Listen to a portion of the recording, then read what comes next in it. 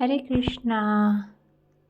आप सबका स्वागत है मेरे इस YouTube चैनल कृष्ण की ओर पर। आज की वीडियो में हम कार्तिक मास की कथा का 19वां अध्याय और वीडियो के अंत में तुलसी माता की एक और कहानी पढ़ेंगे। अगर आपको मेरी ये वीडियो अच्छी लगे तो वीडियो को लाइक और शेयर कीजिएगा और मेरे चैनल को सब्सक्राइब कीजिएगा। तो आइए कथा को शुरू करते हैं। 19वां अध्याय। बोलिए श्री कृष्ण भगवान की जय। कार्तिक मास की जय।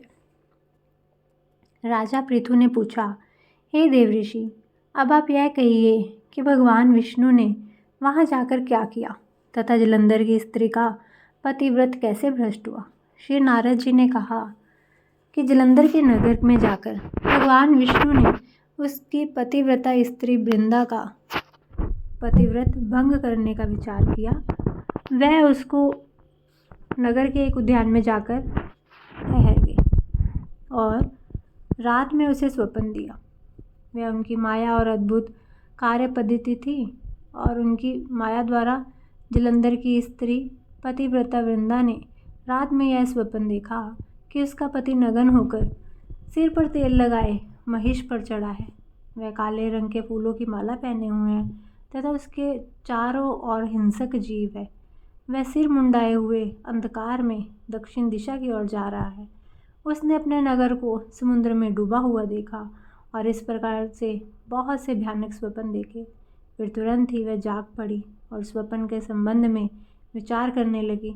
इतने में उसने सूर्य को उदय होते हुए देखा तो सूर्य में उसे एक छिद्र दिखाई दिया तथा वह कांतिहीन था। इससे उसने अनिष्ट जाना और भयभीत होकर रोने लगी। वह छज्जे पर गई, अटारी पर चढ़ी, भूमि पर उतरी, मगर उसको कहीं पर भी शांति प्राप्त नहीं हुई। फिर वह अपनी दो सखियों को साथ लेकर उपवन में गई, परंतु वहाँ भी उसे शांति नहीं हुई। फिर मैं जंगल में निकल गई, वहाँ भी उसे चैन न आया। वन में उसने सिंह के समान दो भयंकर राक्षसों को देखा, जिससे वह अत्यंत भयभीत होकर वहाँ से भागने लगी। उसी समय वहाँ अपने शिष्यों सहित एक तपस्वी आ गया तो वृंदा उसके पैरों में हाथ लगाकर उससे अपनी रक्षा के लिए याचना करने लगी। मुनि ने अपनी एक ही ओंकार से उन दोनों राक्षसों को वहाँ से भगा दिया। वृंदा को आश्चर्य हुआ।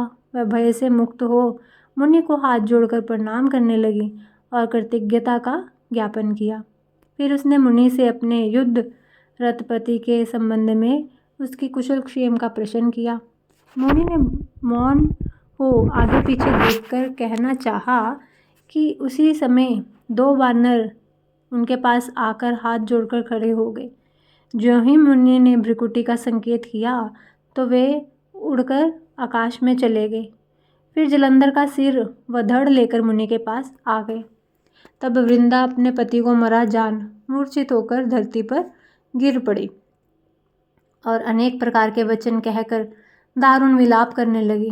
तत्पश्चात उसने मुनि जी से कहा कि हे कृपा निधे, आप मेरे पति को जीवित कर दीजिए।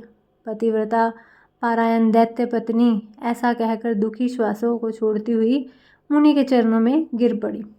तब मुनीश्वर ने कहा, वह शिवजी द्वारा युद्ध में मारा गया है, अतः वह जीवित नहीं हो सकता, क्योंकि जिसे भगवान शंकर मार देते हैं वह कभी जीवित नहीं हो सकता।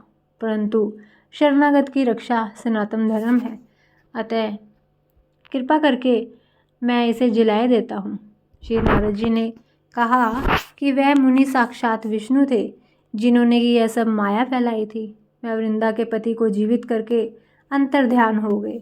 जलंधर ने उठकर वृंदा का आलिंगन किया और उसका मुख चूमा। वृंदा भी पति को देखकर बहुत खुश हुई और अब तक हुई सब बातों को स्वप्न समझा। तत्पश्चात वृंदा सकाम हो बहुत दिन तक अपने पति के साथ विहार करती रही। एक दिन उसने संभोग काल में अंत में भगवान विष्णु को पहचान लिया। तब वह उन्हें ताड़ित करते हुए बोली कि हे पर स्त्री के गमन करने वाले विष्णु, तुम्हारे शील को धिक्कार है। मैंने यह जान लिया है कि वह मायावती तपस्वी तुम ही थे। हे राजन, ऐसा कह परम क्रुद्ध हो पतिव्रता ने अपने तेज को प्रकट करते हुए शाप दिया। जो तूने अपनी माया से दो राक्षस मुझे दिखलाए हैं, वे दोनों राक्षस किसी समय तुम्हारी भी स्त्री का हरण करेंगे और उसके वीर्य में दुखी होकर तुम वानरों की सहायता से वन में भ्रमण करोगे और वह सर्वेश्वर जो इस समय तुम्हारा शिष्य बना हुआ है वह वहाँ पर तुम्हारा साथी रहेगा। ऐसा कहकर पतिव्रता वृंदा भगवान विष्णु के लाख मना करने पर भी अग्नि में प्रवेश कर गई। ब्रह्मा आदि देवता आकाश से उसका प्रवेश देखते रहे। वृंदा के शरीर का तेज श्री पार्वती जी के शरीर में चला गया और आकाश में जय जयकार होने लगी। पतिव्रता धर्म के प्रभाव से वृंदा ने मुक्ति प्राप्त की। बोलिए श्री कृष्ण भगवान की जय। कार्तिक मास की जय। वृंदा मैया की जय। तुलसी जी की कहानी। कार्तिक के महीने में सब कोई तुलसी माता को सींचने जाती। सब कोई तो सींच के आ जाती। एक बुढ़िया माई आती जो तुलसी माता से रोजाना कहती, तुलसी माता सत्य की दाता, मैं सींचूं बीड़ा लाऊं तेरा, तू कर निस्तारा मेरा। तुलसी माता लडुआ दे, अडुआ दे, पीताम्बर की धोती दे, मीठा मीठा घास दे, बैकुंठ का वास दे, चटके की चाल दे, पटके की मूत दे, चंदन का खाट काठ दे, झालर की झिनकार दे, साईं का राज दे, दाल भात का जीवन दे, 11 का दिन दे, कृष्ण का कांधा दे। इतनी बात सुनकर तुलसी माता सूखने लगी। एक बार श्री कृष्ण भगवान तुलसी जी के पास आए और कहने लगे, तुम्हारे पास तो बहुत सी औरतें आती हैं, तुम्हें जिवावें गावें, फिर आप कैसे सूखने लगी? तुलसी माता ने कहा, एक बुढ़िया माई आती है जो रोजाना इतना बात कहकर जाती है, मैं और तो सब कुछ दे दूंगी पर तुम्हारा कांधा कहाँ से दूंगी? श्री कृष्ण भगवान बोले कि तुम बुढ़िया से कह दो कि वह मरेगी तो मैं ही कांधा दे दूंगा। थोड़े दिन बाद बुढ़िया मर गई। सब कोई उसको उठाने लगे पर वह इतनी भारी हो गई कि उठे ही नहीं।